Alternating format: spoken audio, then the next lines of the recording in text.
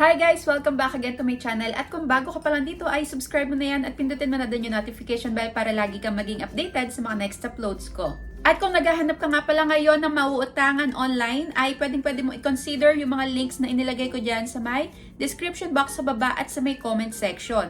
Pero make sure na bago kayo mag-proceed sa mga loan application, is basahin nyo muna lahat ng terms and conditions.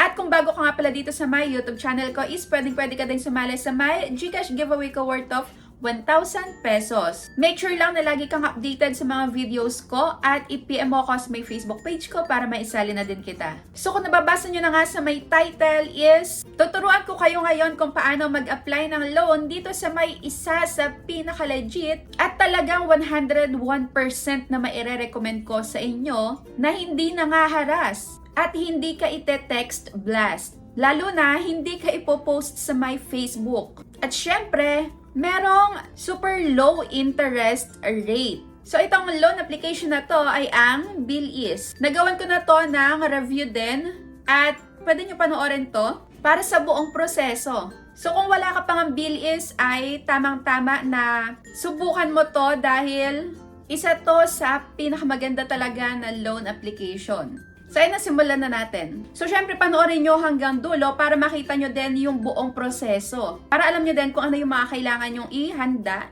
at sagutan na personal information nyo. At eto na nga yung itsura niya na merong 4.5 na ratings. So, ayan, BillEase buy now, pay later. Hindi ka lang dito pwedeng mag-cash loan. Pwede ka ding mag-buy now and pay later. So, ayan, installments. At ayan, nai-install ko na nga. Ayan, low interest. So, meron daw silang lowest interest rate na 3.49% monthly. Plus, avail of 0% APR specials at many merchants. And dito, so fast, one-day approval. At tamang-tama dito dahil wala pang 2 minuto ay naaprubahan na agad yung loan application ko dito. Pero syempre, kung super daming nag-apply sa araw na yon, pwede kang mag-antay ng up to 1 banking day. And they got your back. At eto na nga, bago tayo magsimula is ilagay mo muna yung email mo and then mobile number. So dito, kung nakapag-try ka na ng isa is hindi mo na ulit pwedeng gamitin yung email at mobile number na ginamit mo nung nakaraan. So madedetect nila yon. Kailangan bagong email at bagong phone number. And then, i-click yung box dito sa gilid for their privacy policy and terms and conditions. And click sign up. So, ayan, ilagay mo lang yung verification na isinend nila sa my email mo. At meron ding magsesend na code sa my cellphone number mo. So, ilagay mo lang din yon. And next naman is magka-create ka na ng password mo. So, dito is pwede ka ding maglagay ng 4-digit na PIN and Face ID. Para hindi ka mahirapan pagka i-open mo tong account mo. At syempre, hindi din ma-open ng iba. At ayan na nga, your account is created. So, activate your BillEase account by providing, so eto na, registration details, government issued na ID, clear and visible na selfie. So, eto yung tatlo na kailangan mo daw i-provide sa kanila bago ka mag-activate ng account. So, ayan, dito sa may ibaba, ito na pala yung pinaka-homepage niya. Dito sa ibaba, merong Lazada, kung saan pwede kang mag-installments, yung buy now and pay later. So, meron din diyang shops, cash loan, mobile load, e-wallet, cable, and bills. Kasi pwede mo nga ditong bayaran din yung mga bills mo. At dito sa ibaba, merong installments, message, at yung account mo. So, ayan, i-activate ko na yung account natin and meron ditong 5 na kailangan nating masagutan. So, unang-una is, tell us about yourself. So, personal information, make sure this info matches your ID. So, ayan, dapat daw is tugma, pati spelling, syempre, na makikita sa my ID mo. So, una is gender, first name, middle name, last name, birthday, marital status, nationality, and then click mo yung box dito ulit sa ibaba. Ang pangalawa naman is current residential address. So, dito ilagay mo yung house number, unit number, street name. At sa my province, mamimili ka lang din dito. Hanapin mo lang yung province nyo. At ganun din sa my city. So, dito is optional lang, pero syempre, kung gusto nyo ma-approve agad, ilagay nyo lahat ng hinihingi nila. So, dito is barangay. Enter nyo lang, i-type nyo dito yung barangay nyo. At yung postal code. So, kung hindi nyo alam yung postal code nyo is, pwede nyo i-search sa my Google. Postal code of, tapos lagay nyo yung lugar nyo. And next, yung landline. So, ito naman, kung talagang wala kayong landline is, pwedeng wala naman kayo ditong ilagay. And sa ibaba, do you work from home? So, yes or no lang. And click continue. So, next is contact references na. Ayan, kailangan mo lang ilagay yung full name, relationship, at yung mobile number. So, pwede mong i-input na lang dito or piliin mo sa my phone book mo. At dito din sa may ibaba, para sa my colleague or friend, ilagay mo lang din yung full name nila, relationship, at mobile number nila. So, dito is meron silang notes sa ibaba na inform your references. Syempre, so kahit walang notes sa ibaba, yung mga pinag-a-applyan nyo na loan application is talagang dapat ini-inform nyo muna lahat ng mga tao na gagawin yung contact references. Hindi yung lagay lang kayo ng lagay. Para hindi din sila mabibigla pagka merong nagtawag or nag-text sa kanila. So kahit anong loan application na ina-applyan nyo, make sure na i-inform nyo sila at sabihan nyo na ginamit nyo silang contact references. At pang-apat naman is, we are reviewing your ID. So, dito nyo na nga ilalagay yung ID nyo. So, pipicturean nyo yung ID nyo, syempre. At yung pang-last naman is yung selfie nyo na. So, make sure daw na yung face nyo is nasa center. So, visible yung mukha nyo. Maayos yung light. At hindi dapat blur yung pagkakakuha nyo. So, ayun, pindutin nyo lang yung take a selfie.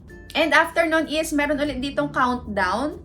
So, we are reviewing your selfie. So, meron ditong 5 minutes na countdown. So, dito hindi naman din tinatapos yung countdown na to kung sana siyang nag-o-okay pag maayos naman yung pagkakakuha mo ng picture.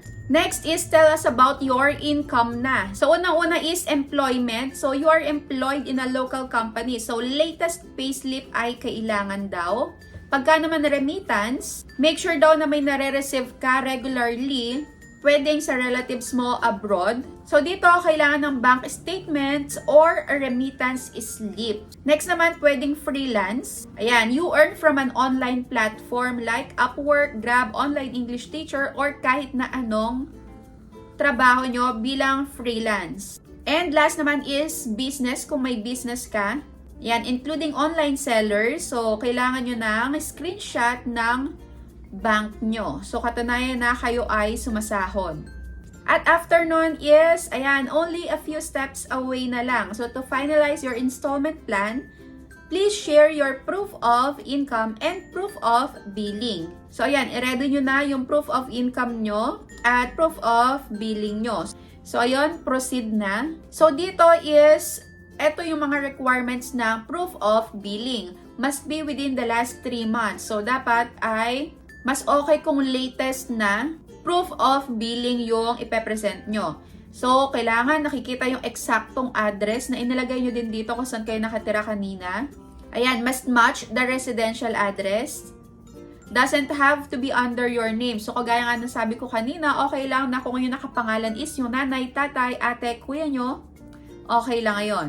So, should be actual bill. So, not summary statement or official receipt. So, ayun, kailangan is mapicturean nyo talaga to.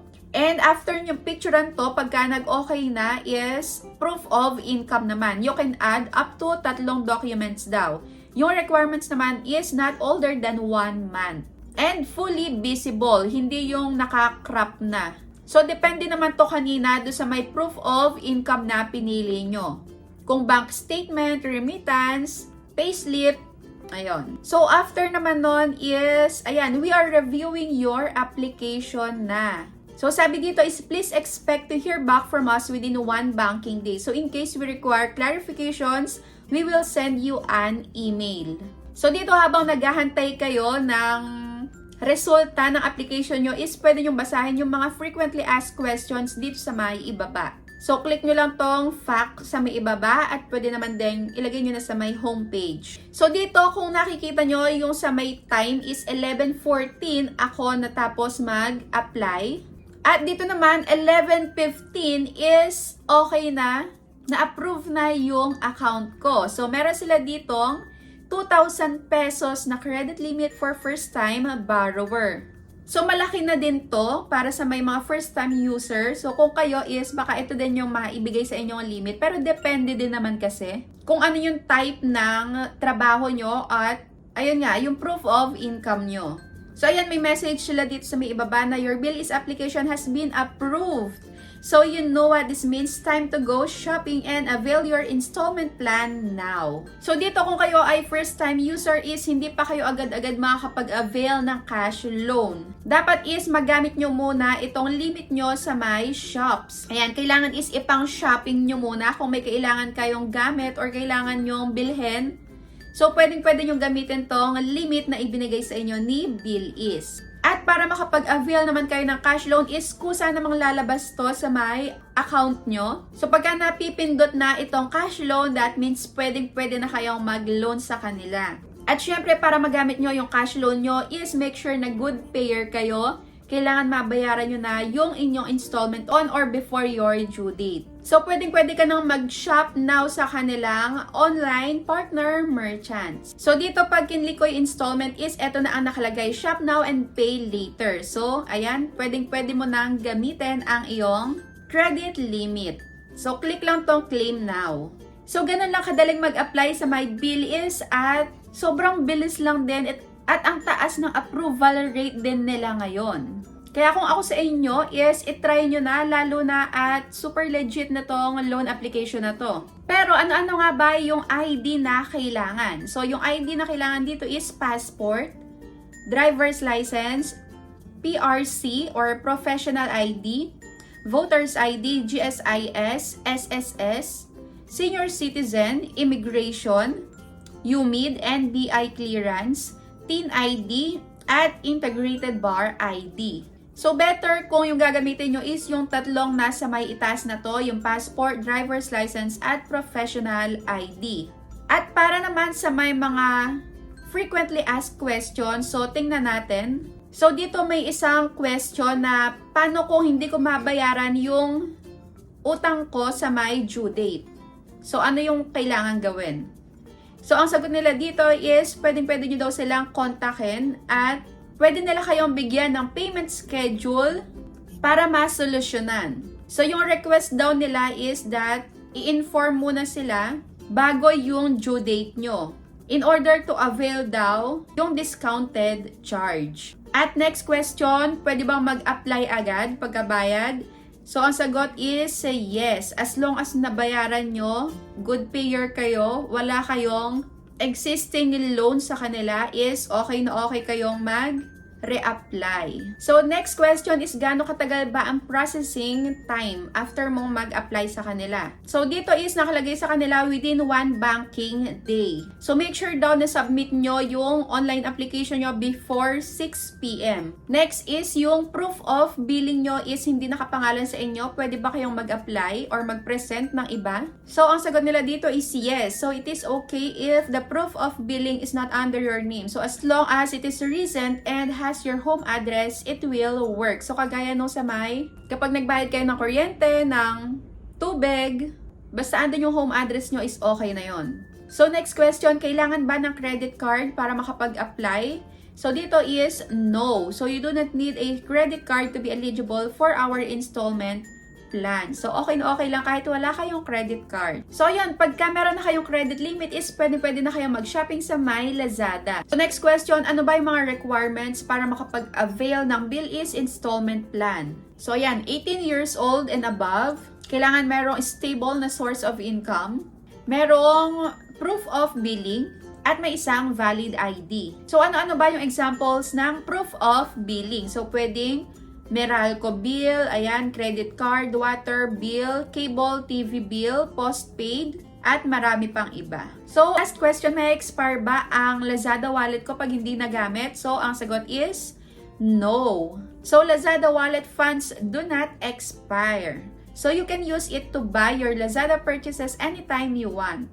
At pwedeng mong magamit yung funds na to ng kahit na ilan yung bilhin nyo. Basta make sure na kung ano lang yung credit limit is pasok doon sa may gagamitin yung installment plan. So, isa pa palang question. So, last na to. Paano bayaran itong bill is loan na installment? So, ito last na question na talaga. Paano mo babayaran itong bill is na installment mo? So, dito pwedeng GCash at pwede din namang coins.ph at pwede ding via online bank. So, yan lang muna yung about dito sa my bill is. So, pwede kayong mag-try dito dahil super legit. So, kung may tanong kayo, pwede nyo i-comment dyan sa may comment section at try kong sagutin isa-isa. So, yun lang. Thank you for watching.